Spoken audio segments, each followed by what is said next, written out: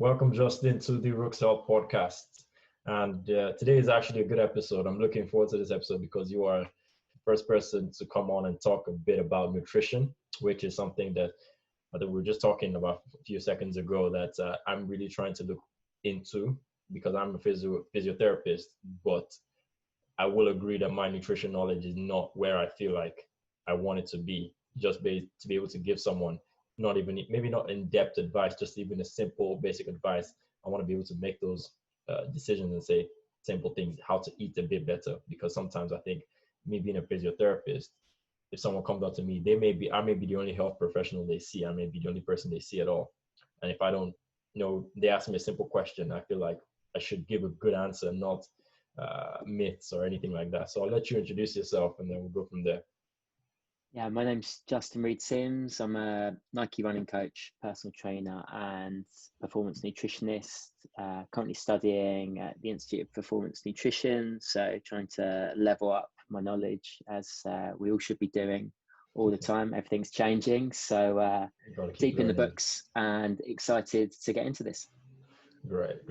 So I know we were talking before, but let's jump straight into it with the questions asking of when someone is trying to lose weight particularly or trying to diet. Basically, let's talk about diets a bit because I know that's one there's so many diets, a rise of diets. There's this paleo, there's keto, I've seen carnivores. Have you seen carnivores diets? I've seen the carnivores diet. Yeah, I think weight loss is a great place to start, and particularly when we're looking at the health of the nation, and that's what we're trying to get into right now with government policy. Overall, the real game changer, the real hard and fast rule that doesn't change is that weight loss comes about because of energy balance. If you're in a calorie deficit, you're going to be losing weight. What we see often is people like to attach an identity to the way they eat. So they can identify as I'm the paleo guy, I'm the keto guy, I'm the vegan. And full disclosure, I've done keto. I've been vegan. I was vegan for 4.5 years. And actually at the beginning, so I was vegan, plant-based, and actually at the beginning of lockdown, I've just reintroduced eggs and fish back into my diet, and it's what works for me. And I think the idea that people will always preach what's worked for them, and often that's at the detriment of any other evidence out there that suggests there are other ways up the mountain. And we know that there are many ways up the mountain in terms of finding what works for you in terms of creating a calorie deficit. So the key thing here is that calorie deficit. If you're looking to lose weight, there's some kind of tips that you can use. Is protein is a really satiating macronutrient. So protein tends to fill you up more. So trying to get in regular protein feedings are really important. 20 to 30 grams at each meal. If you're having 3 meals a day, that can be a really effective way of helping yourself fill up. And a great tip, if you're going out for dinner, you're worried about overeating on a social event, for example, try to eat more you protein. can have a protein shake before you go, and have an hour before you go. You could have a protein shake, and it stops those cravings. Are often driven by the fact that we restrict ourselves, and often we feel like we're restricting ourselves. So we put ourselves in a position where we feel like we can't eat a certain food group. And that's why these diets have such strength and power in our communities. It's because if I'm a vegan, I can't eat dairy. I'm restricting myself from dairy. I'm restricting myself from animal products. If I'm keto, then carbs are off the table, and that takes out a huge, group of foods that's saying no more donuts, no more cakes. Ultimately, finding something that works for you to create a calorie deficit is something that might take some experimentation, but it's the most important thing. And that doesn't have to be what you do forever. That is the thing that gets you to where you want to be, focusing on hopefully eating a myriad of foods, a real rainbow of foods, so that you can look after your macronutrients and your micronutrients. And then I think the real skill is finding a way to maintain your weight, because often we find that we duck down and then we go straight back up. And maintenance is the skill. People look at the scales, or they look at themselves in the mirror and they say, I'm not losing weight. But if you're not putting on weight, you might have just cracked something that's really challenging for a lot of people. And that's maintaining your weight at a fixed point. So calorie deficit is unfortunately the rule, but the way you get to it, there are a bunch of options out there, and explore them. It's not a straight road. And for those listening, if you wonder what caloric deficit is, Justin, correct me if I'm wrong, but the way I understand it is, if you're eating, let's say, 2,000 calories a day, caloric deficit is, sorry, if you are burning 2,000 calories a day, and you're eating 1,800 calories. Is that caloric deficit? Did I get that right? Yeah, so then you're in a deficit of 200. Yeah. So calorie deficit is made up of your basic metabolic rate, your BMR, which, your energy needs are your basic metabolic rate. So everything you need to just function as a human being. Function daily. Then there's exercise energy expenditure, which is anything you burn when you're exercising. And then there's NEAT, which is something which we've seen a real drop off. It's non-exercise activity thermogenesis. So it's all the calories you burn when you're walking for a bus or you're climbing up the stairs. And we've seen a real drop off in our NEAT levels because we're all been locked down for the last 4 months. So it's why things that seem as simple as a walk or taking the stairs can be really important, because over a week, that can make a real difference. Over a month, over a year, that's a huge amount of calories that you can burn, and you're not even trying to. Yeah, so it's a good thing you touched on that, because I didn't even know what NEAT is, but I know what those little things mean. So I wear a whoop strap. This is going to go video, obviously, so if you can see this. So whoop strap is pretty much like a Fitbit, but it's a bit different from a Fitbit, and it tracks a bit of how many calories I burn, basically how much I exercise. And one thing I noticed, the big thing I noticed at the start of the lockdown, was my average daily calories I was burning dropped. So I think I was averaging normally over 2,000 because I was only active. You go for a walk to uni, walk here, walk there, go up the stairs. But once you're indoors, and I was locked indoors for a long time, I wasn't burning as many calories as I noticed. It dropped significantly. And now that everything's lightened back up and you can move around, I've seen it pick up back to where I think that was actually a significant level. Just that little change of not walking to the bus, not going up the stairs. And that's why I always say, like, those little lifestyle changes really matter, because in the long term, you may think that, oh yeah, it's just taking the stairs, it's just walking to the bus. You're not going to burn that much, but I think it really adds up, if you get what I mean. It really adds up, and then it adds to your whole caloric, how much you're burning, how much energy you're using throughout the day.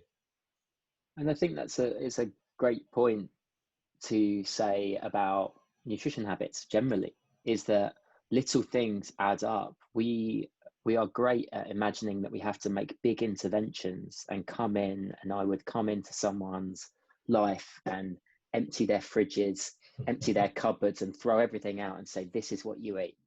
But we're never looking for perfection. There's no such thing as a perfect diet. The idea is that we're trying to make progress, and how can we make something that we are eating a little bit better?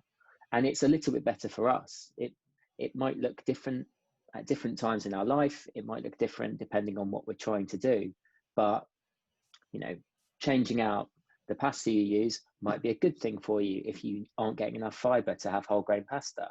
But it might not be if you're a runner and you're worried about going out and needing to constantly, if you're an athlete and you can't go for bathroom breaks, you probably don't want to have a really high fiber diet. So it's got to be right for you, and it doesn't have to be a big change. It can be small things that are personal to you that you can repeat daily and try to be sustainable with.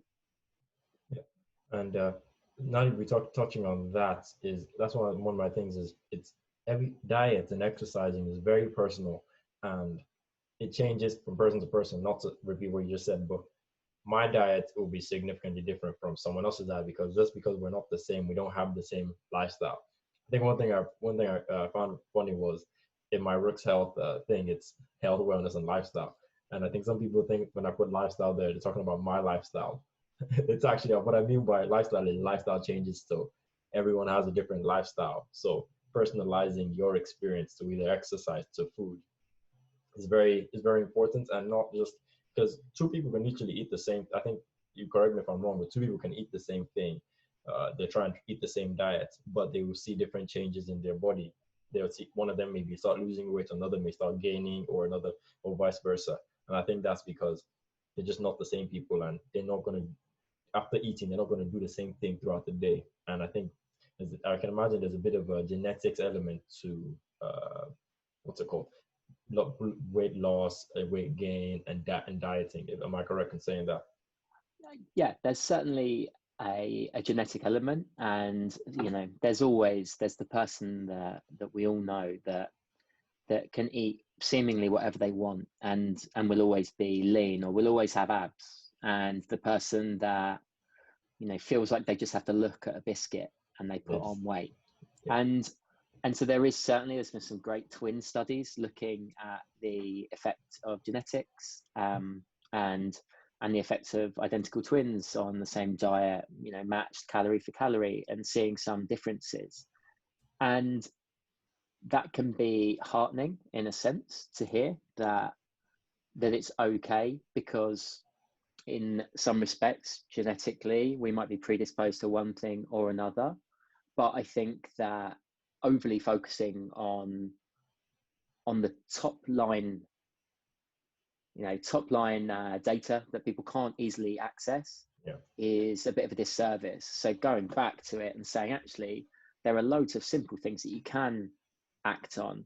And right now, we don't know enough about the genetic impact of food, much the same as we don't know enough about the genetic impact on sports performance. But right now, there are some fantastic companies out there that are marketing themselves as, we look at your DNA and we tell you that you are born to be an endurance athlete, or you shouldn't be eating this type, no milk for you, because it says in your DNA analysis that you're lactose intolerant, or not even an intolerance, just that you will perform better without it. Okay. And so there are lots of great research projects going on, but it's super early days right now. Yeah. And so by all means, take heart in the fact that you can try something that your friend's trying and it doesn't work for you, because you are different. We're all individuals. Yeah. But it should just spur you on to try something else and to understand that, unfortunately, their way isn't your way. And it should kind of really give you the confidence to say to people, you know what, you call yourself the paleo guy and you tell everyone to go on to paleo. Yeah. Well, I tried it and it didn't work for me. And so I don't need to be another paleo guy. I can move on and I can change and I can try something else, and I can look for the route that best suits me to reach my goals. Yeah, I think we touched on that very well. And although there are, what's it called, as everything is personalized, I think, if I'm wrong, correct me, but there are more generic things that you should, like tips for pre-exercise. If you're trying to exercise or trying to work out, general tips that you should avoid or you can do while you're eating, before exercise and post-exercise. Like, I know one good one is, obviously the most common one is hydrate. Drink water. Water is good for you, because I think on average we don't drink as much water as we probably should in the generic sense of general population. But are there any other like tips specifically, that just general tips, good habits to build before an exercise and after exercise? Or because I know I spoke to Manny. Yeah. Oh, go on. What I just said say? I spoke to Manny in my first episode, and he just said after exercise, trying to get protein is a very good tip for people who run, and I think that can be classify it generally across the board. Like if you worked out heavily, trying to eat protein afterwards. What do you think about that? Yeah, absolutely. I'd say a really great starting point is make sure that you are fueled for the work that you're about to do. So quite often we find ourselves working out in the evening. And if you've had a break at lunch, you've had your lunch at 1 o'clock. For me, I might be then going to do a track session at 6:30. So I'm going to want to get something in beforehand because I know I've got a high intensity session coming up. I'm going to work hard.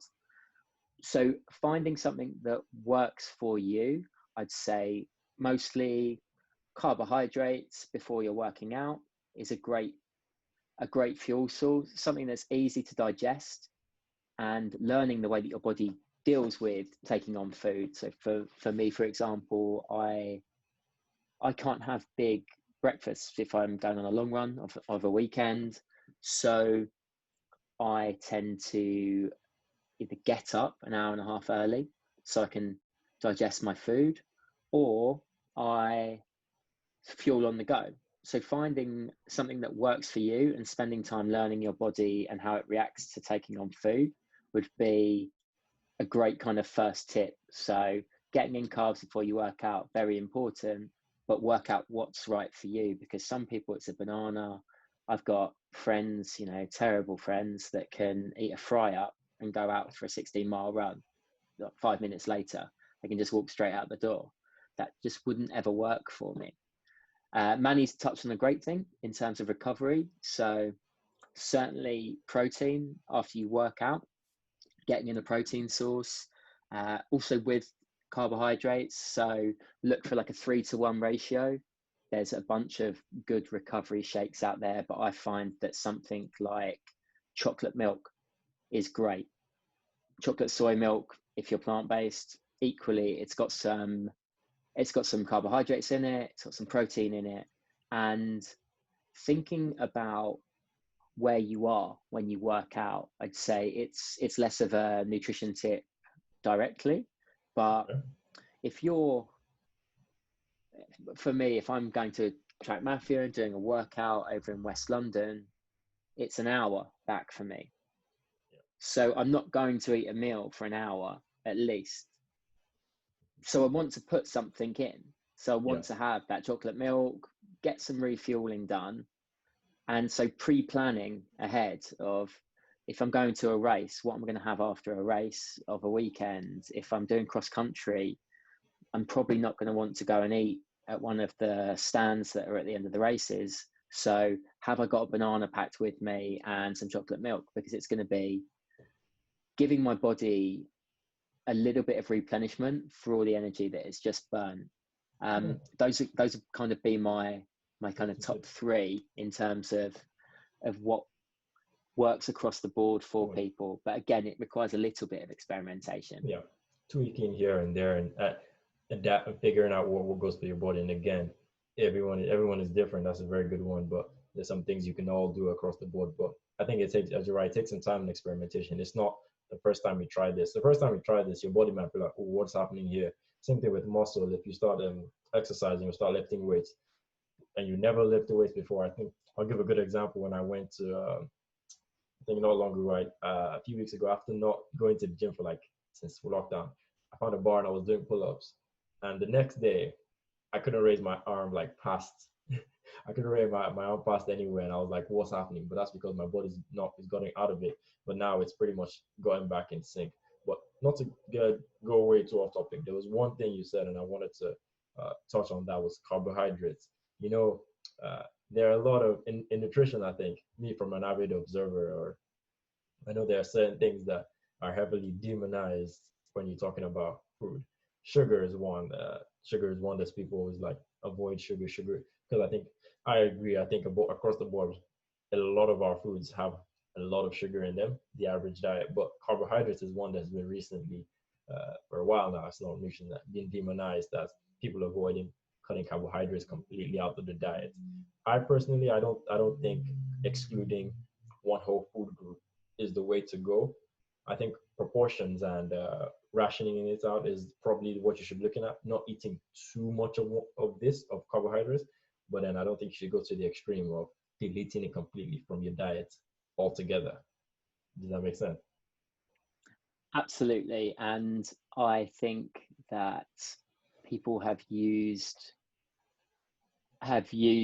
scientific evidence to try and almost wage war on carbohydrates. You know, I don't think that's hyperbole in this situation. No, but what I would always go back to is a fantastic researcher, Louise Burke at the Australian Institute of Sport, and a study that she did on race walkers. And there was, to take it back a little bit, the premise of people doing fasted cardio workouts is the idea that we're going to burn more fat. So I don't put any carbs in, I'm going to burn more fat and I'll become fat adapted. And that sounds fantastic because fat, as you know, we've got a lot of potentially adipose tissue on our body that can be a great fuel store. Mm-hmm. The issue with that is that our body uses glycogen. It fuels our brain, it fuels our muscles. Glycogen is the preferred energy source for exercise and to fuel our body. So Louise Burke did a great study on race walkers. And, you know, for those of you who don't know what a race walker is out there, if you've ever watched the Olympics, they're the guys that look like they're walking really funny, but actually are walking faster than you can run. It's terrifying. Their foot always has to be in contact with the ground, so they can't ever jump. And so they develop this great style of walking, fast walking, and it is very fast walking. But in theory, you know, walking is a lower intensity exercise. It's not running. It's not as fast as marathon running. So they would really benefit, and endurance athletes would really benefit from becoming fat adapted. Unfortunately, what happens is we require much more oxygen to release energy from fat. So we tend to lose, and this was demonstrated by Louise Burke. She's actually subsequently demonstrated it again this year in a follow-up study. We lose our top gear. We get great at the moderate intensity work, but we lose the ability to turn it on at the end. If you think about Mo Farah's kick, what would Mo Farah be as a track athlete if he couldn't sit patiently behind everyone for the first 11 laps and then turn it on for the last 1.5 laps? You need to be able to have access to all of your gears and your full range. And that was something that they found athletes that were on low carb, high fat diets lost. So it's that metabolic flexibility and that ability to turn over to using glycogen and using carbohydrates as a preferred store. And absolutely, carbs get a bad rep because it's easy to over consume them. But what we tend to do is find them paired with fats in hyperpalatable food, like donuts, like biscuits. So it's not the carbohydrate that is bad for you, it's the way it's packaged and your consumption of it. And there's a great study, I wish I could remember the name of it, but it's just a good anecdote is, if I asked you to eat a bowl of rice with nothing else on it, there would come a point where you could not eat any more rice.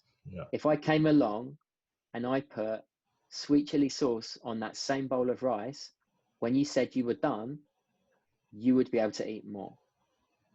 Because it's a new food, it's not boring anymore. And what manufacturers do is they create hyperpalatable food, and we're seeing the government go after these high fat salt, HFSS, high fat salt sugar foods, and saying, right, well, you shouldn't be marketing this because it's easy for me to go into a shop and eat Twixes because they're great, you know, and in theory, that's why I would overeat a Twix, because it's got fat, sugar, it's got everything. it's got everything in it, and it's hyper palatable. It's interesting to me, and it never gets boring. People don't get bored of sweet food, do they? Or very rarely. You know what it's like. You go out for dinner and you meet someone Yeah. and they say, I don't really do desserts. And you say, everyone looks around like, what do you mean you don't do desserts? Like Who? shock, yeah, shock. Yeah. Who are you? That makes sense, because now you mentioned it. Now I'm thinking about it, because some they smuggle. I think, and if I get it right, carbs get the bad rep because it's kind of being smuggled with other things. And I'm thinking about it when you see biscuits, it has carbohydrates, but it has a lot of sugar as well. It has a lot of fats and other things as well. So then there's this general preconception amongst everybody that it's only the carbs that are the bad things. Like, oh yeah, it's because you have that thing has carbs in it. And I think that rice and sweet chili was a very good one, because you won't just, after a while you get bored of the plain thing, but when you start mixing other things that have other stuff into it, fat, sugar, salt, and X, Y, and Z, that's actually more of the culprit in a sense than just the rice. And that's why, yeah, I think the initiative to start cracking down on some of these things, because when they market, I can get into a rant about how the food industry markets different things, and how all what we know is not, but I won't get into that too much detail now. But I think that makes a lot of sense.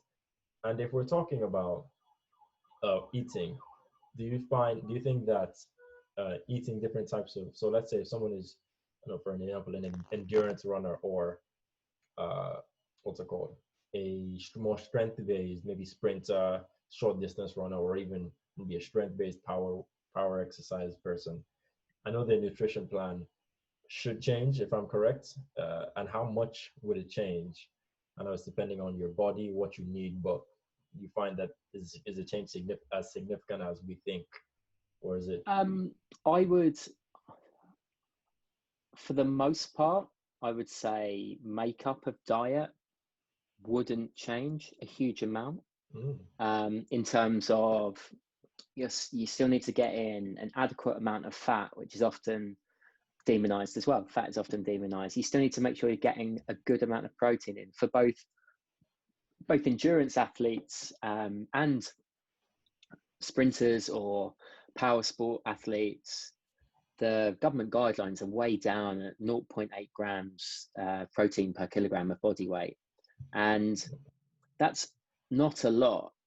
I would put people on anything from 1.2, 1.4, all the way up to 2.2, so that they're getting an adequate amount of protein and they're getting regular hits of protein across the day to, we associate protein with muscle building, but protein should also be associated with repair and with cellular regeneration. And it supports your health. I'd say the big difference between an endurance athlete and someone who's working on middle distance or a power sport is probably going to be their carbohydrate intake. And that's basically because they are burning many more calories. And we know that we want to do our best to restore our glycogen stores in our muscles. And endurance athletes need plenty of glycogen stored in their muscles, because that's what they're going to call on when they're doing their long runs at all intensities. And part of endurance training, it allows us to become more efficient at generating energy from our muscles, more mitochondrial biogenesis and a greater mitochondrial density in the muscle, but also a greater ability to tap into the free fatty acids in our blood and the glycogen that's stored in our muscle and stored in our liver. And it's a case of matching the demands of the sport to, just like you would with strength conditioning.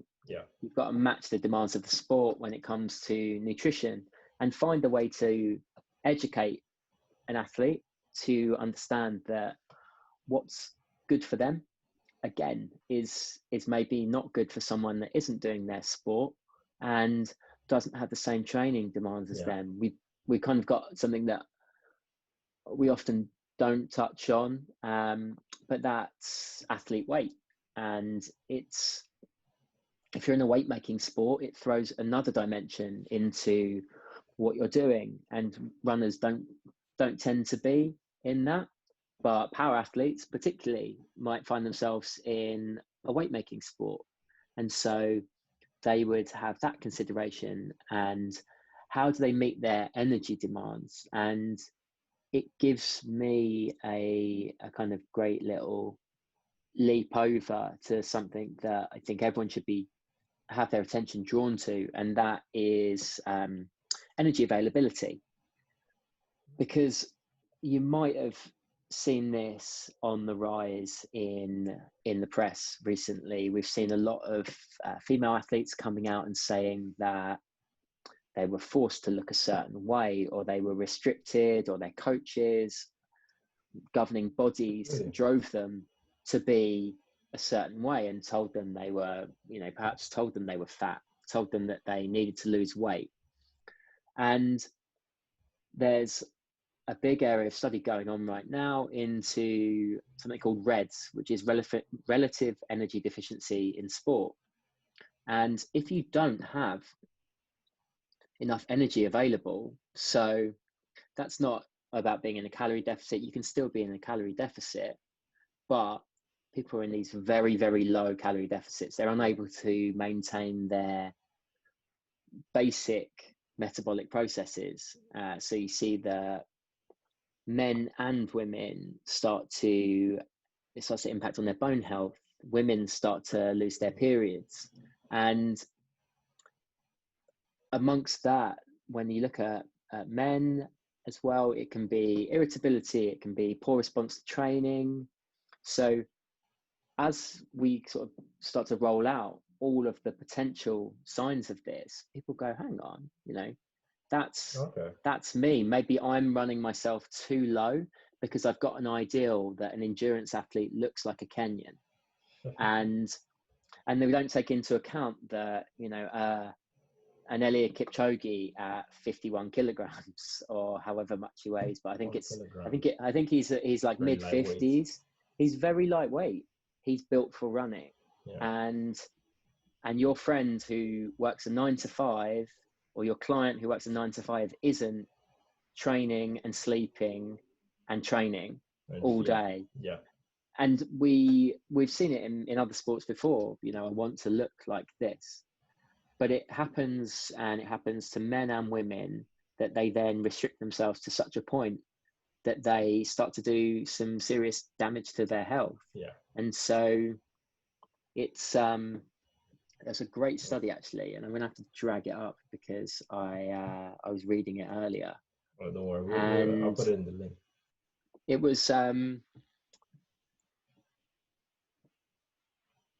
was looking at the prevalence of fasted workouts in the morning and energy restriction in the morning, and a lot of people will go out habitually because they believe that it will help them lose weight, and we've touched on it a little bit.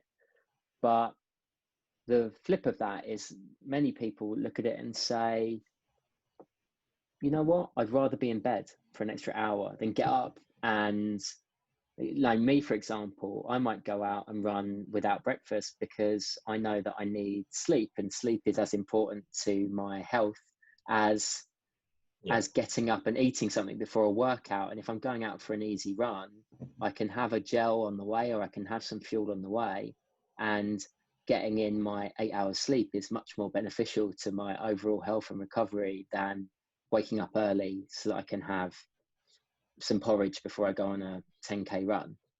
Prioritization in a sense. Exactly. And I think people, we miss that sometimes. We're so busy looking at the minute details that we miss the bigger picture here.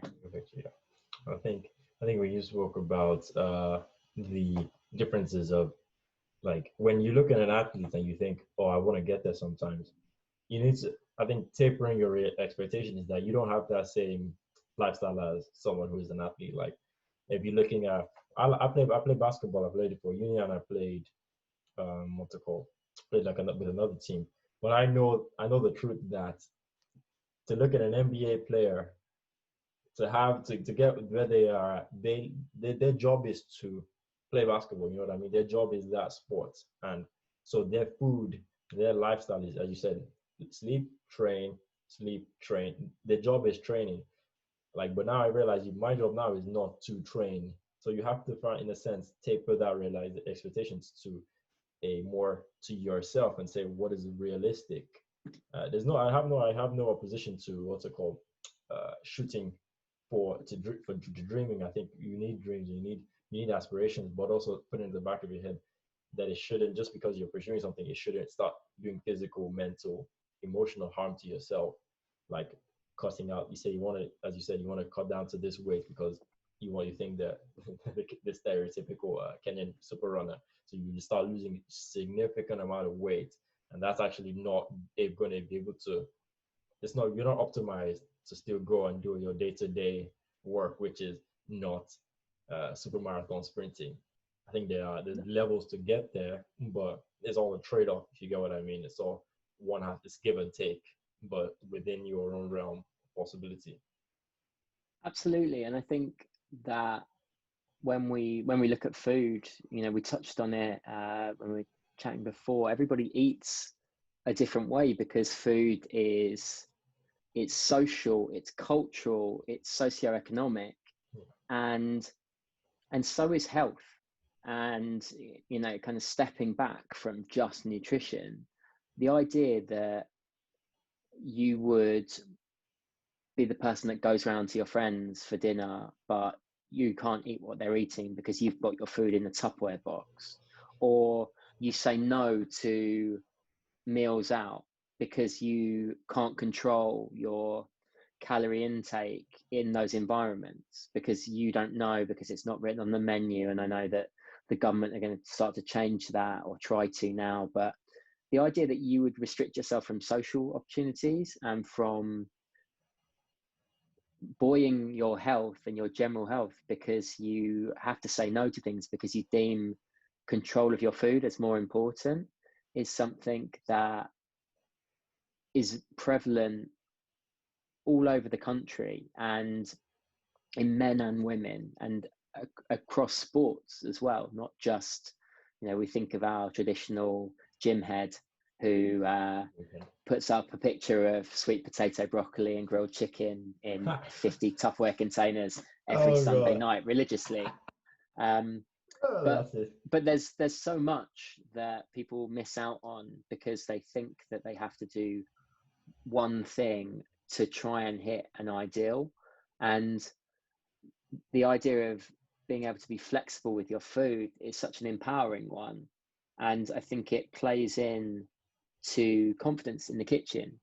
So I used to be a chef, and I come from a family where cooking is very important. My great grandma was a fantastic cook. My mother is a fantastic cook. And I remember going to university and my housemates in halls couldn't cook. And cooking was just a very normal thing to me.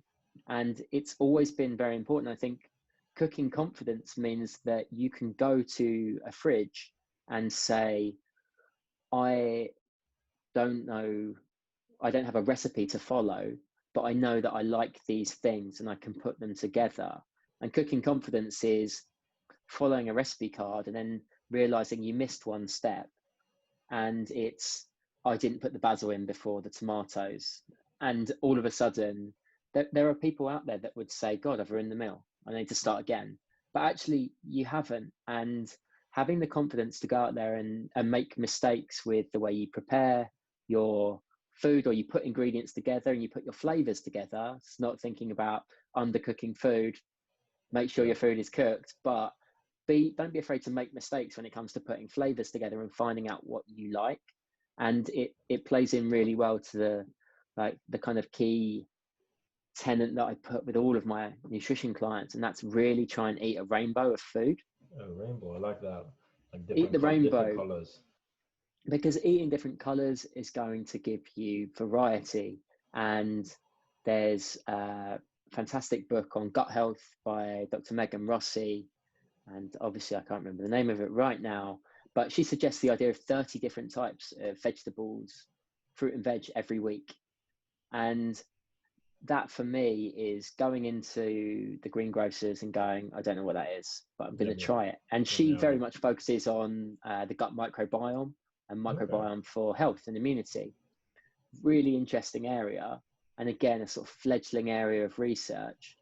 But we know that our gut microbiome likes variety. Yeah. It wants to have a lot of different things. And so the idea of someone saying, this is my meal, these are my chicken, broccoli, sweet potato for the week, Bang, it's bang, bang. upsetting, because you're restricting yourself of so much, So and many you're other really taking different the foods. joy out of food.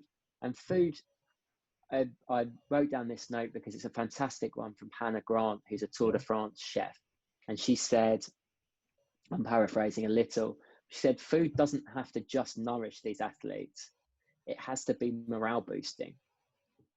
That's It has a to very make good you one. want to go out and do something the next day. And that is it. When you're talking about athletes, what do I want to do the next day? Do I want to get up and train? Not if I've come home and had a really uninspiring meal, or I know I'm going to get up and I'm going to eat bland food. Healthy doesn't have to be flavorless. And I think Very good one. it's a really strange world that we live in, where people associate, grilling meat and steaming veg and avoiding everything. Everything else, you just do Everything those two. else is, Bang. that's what I do, and that's what I do, and it's repeatable, absolutely. But don't rob yourself of all the other joys and all the other health benefits of food that are out there. Yeah, I think depending on the time this is, if you, I think probably the week before I'll do an episode. I did an episode, so I talked with a guy. His name is Mauro. He's a vegan. One thing that's important to know is that I myself I eat plant-based, but that's primarily because I felt one of the reasons I went plant-based was I felt that I wasn't eating a diverse type of food. I wasn't eating the different fruits and vegetables that I wanted to eat. And I just said, let me know, let me try this and see how many different types. And the rainbow one is a very good point. I try and follow that.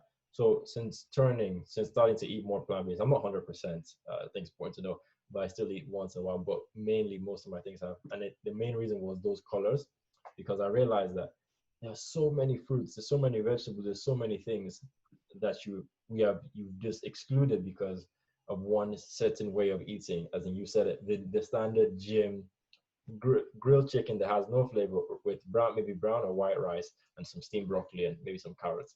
That's the image you always have whenever someone talks about gym food or workout food, or you think athletes are eating, and you really realize that that's not what some people are eating. As you're right, it's not just for nourishment. It's supposed to be motivating. I think food is very, some people it's almost like spiritual food and soul food, because you can make you can make workout food or food for with high protein and still make it taste nice. It doesn't have to taste bland. You don't have to eliminate complete seasoning, or you don't have to completely eliminate different fruits and vegetables. And I think one thing I realized was when I started experimenting with different vegetables, different fruits, I realized that sometimes you don't even need as much seasoning, because some fruits, some vegetables are actually they taste quite nice, and they have strong, what's it called, strong flavors that they will really make up for a lot of the other things.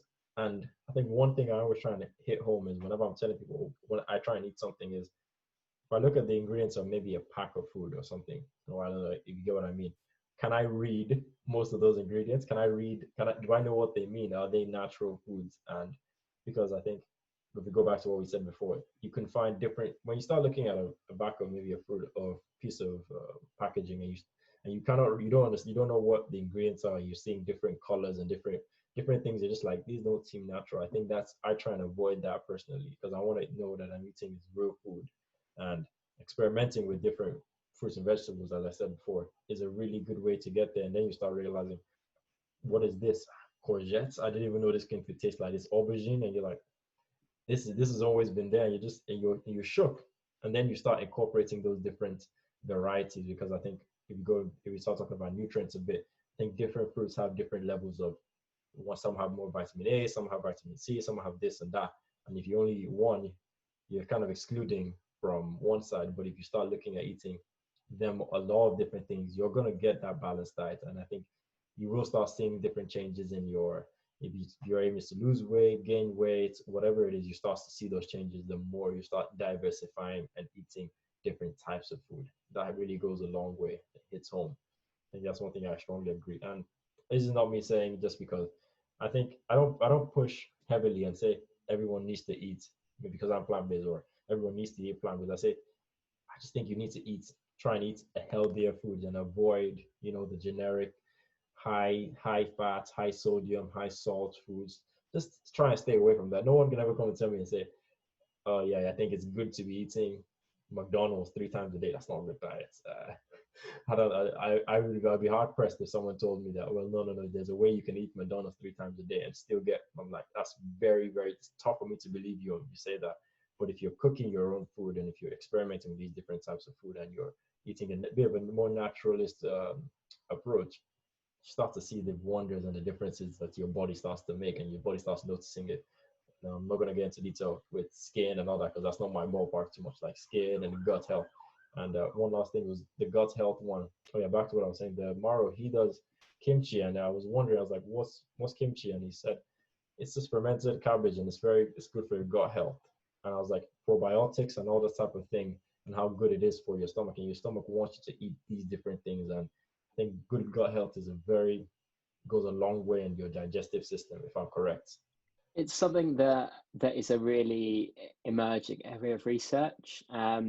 Probably for me as an endurance runner and a coach and nutritionist, I've been most interested in a recent study that suggests that people that have a slight iron deficiency would find, and iron's notoriously difficult for us to absorb. Yeah.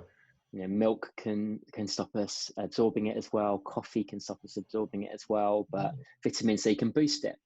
And we tend to, if we're taking a tablet, that can be a little bit harsh on our stomach. And so people with a mild iron deficiency that were taking iron supplements with a probiotic saw faster results and better absorption of that iron. So it's quite interesting. There's a lot that we're now looking into in terms of, can we improve gut health to look at immunity, and certainly the overlooked area is that we need fiber in our diet to feed our gut, and it's those insoluble fibers that make it through that feed those bacteria. So if someone is eating a very processed diet, we tend to find that most of the fiber's been removed from that. And you're right, I'd be hard pressed to tell anyone that they would do well on 3 McDonald's a day. But I think there's room for flexibility in someone's diet, and the classic 80-20 rule works quite well for people. There was a very interesting guy. He called himself the Mc Runner, and he only ate from McDonald's for 30 days before the LA Marathon, and he ran a 2:36 marathon. 2 hours 36. He set a PB, and he was only allowed that and to take a multivitamin.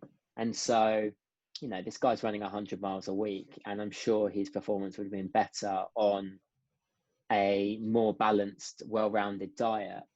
But people love to push the extremes. And I think that if we could all just pull back a little bit from the extremes and saying that food doesn't have, in my eyes, and the way I'd love people to understand is that food doesn't have a moralistic value. There isn't a good or a bad food out there.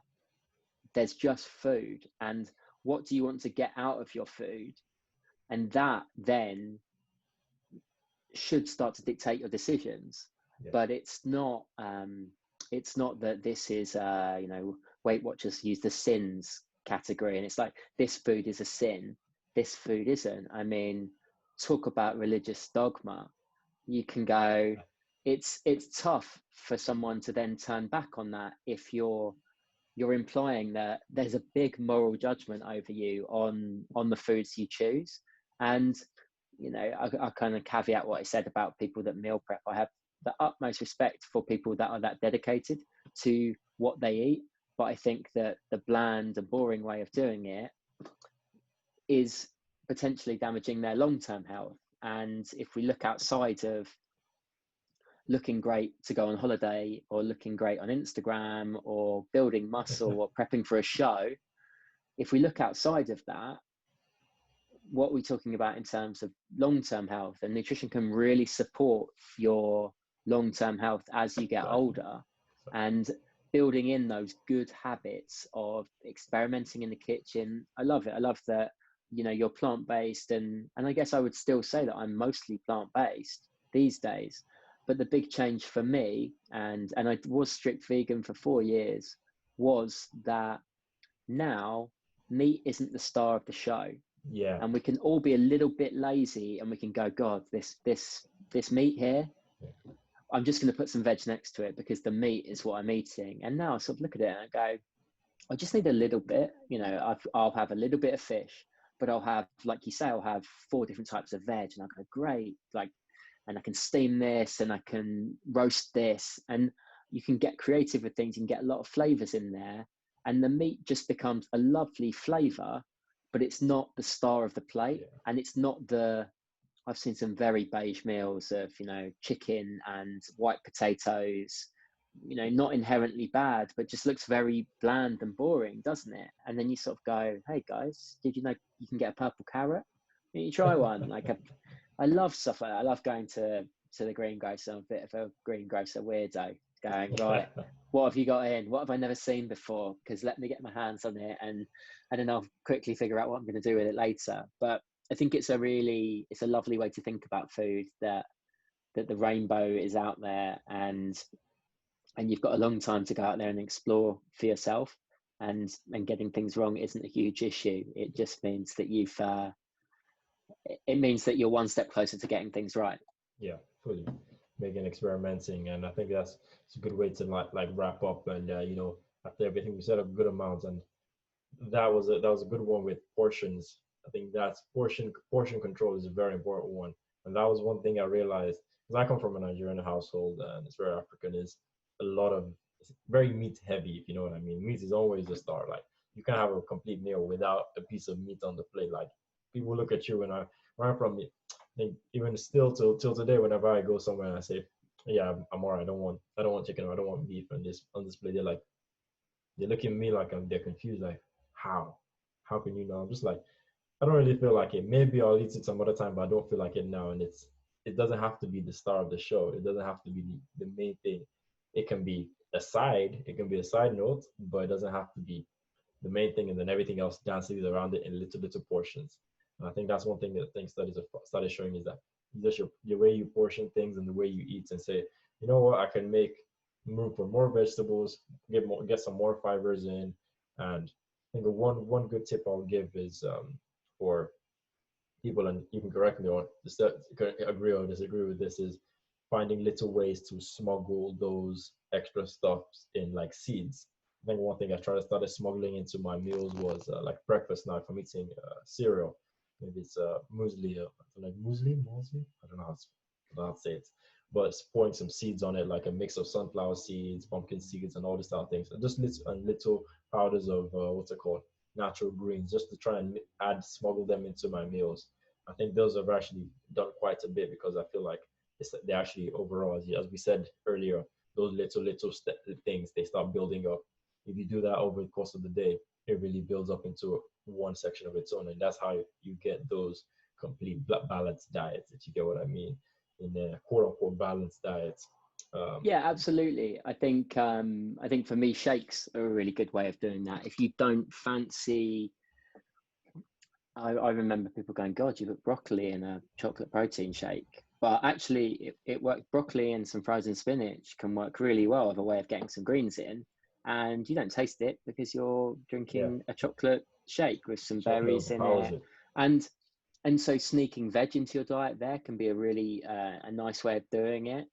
And also, talking about portion control, family or work events can be a real struggle, and certainly where food is something to be celebrated, or is something that, you know, traditionally there's a generational divide here, where people like my parents' generation, meat would have been a once a week thing. You know, on a Sunday we're going to have some meat, and so there's an almost like an obligation to finish what's on your plate. Yeah. And I think that's played into, now we're surrounded by food and we don't have this necessarily lack of resource around us, but Abundance. we can have these cultural expectations, and as well as portion control, fostering the idea of eating to fullness is a really useful skill, and saying I'm full, or I'm 80% full, and if I'm trying to lose weight, then I'm almost full and I'm not stuffed, and I'm not going to go away and feel like I've overeaten. I'm going to eat to my own fullness. And these are all skills, and they're soft skills. It's not measurable, it's a feeling, but it's something that people can action and experiment with quite easily. And realistically, if the government are pushing on with this idea of tackling obesity, then education around this is going to be paramount. Education around food and diet, and accurate education, not just blanketly banning food groups or creating divides in communities because one person's low carb, one person's vegan, one person's keto, paleo. Yeah. We don't need that overcomplication and those camps that will all set their stalls out and say that we're the ones to solve this problem. What we actually need is for people to come together and find the similarities. All of them work by having a calorie deficit, for example, the ideal one. That's your big similarity. Yeah. And lots of them, vegan, paleo, really similar foods. It's just the exclusion of meat products. But we're really great, at focusing on the differences and setting out a camp in one side and giving people these tools to say, I'm full, or I'm almost full, and I'm okay, I don't want any more, is a really powerful thing, because exercise alone won't do what the government wants. You can exercise till the cows come home, but actually you're going to have to address the way that people eat and exercise, and going back to that NEAT, move around in their day to day, which is why it's great to see people trying to get on a bike, avoiding public transport, walking more, because those are the little steps. They're the lifestyle changes. And when we talk about lifestyle, that's it. That's what I was going. So I was going with the lifestyle changes. All those things are lifestyle, and no, that's great. And I think I really appreciate you coming on, Justin. And you really hit the nail on the head with a lot of these things about food. It's not one pragmatic. Is it pragmatic? I hope I'm using that word the right way, but one not dogmatic. Yeah, one dogmatic approach to it, and say this is it, and don't do anything else. But it's saying these are all the options. These are all the good things. But just knowing and information is very key. So I'll let you, if you want to recap anything or just want to give us any closing remarks, if you go, or closing tips, I'll let you go ahead now. Closing tips. I think the big one is don't be afraid to experiment with food and with diets. Don't be controlled by belonging to a diet camp. Don't be controlled in your identity by saying I'm this or I'm that. Be your own person out there and eat the rainbow. Get your protein in and eat the rainbow is the kind of the big takeaway. So, pick up that veg you've never seen before, and go home and Google image search it, because you still don't really know what it's called, and then figure out a way to cook it.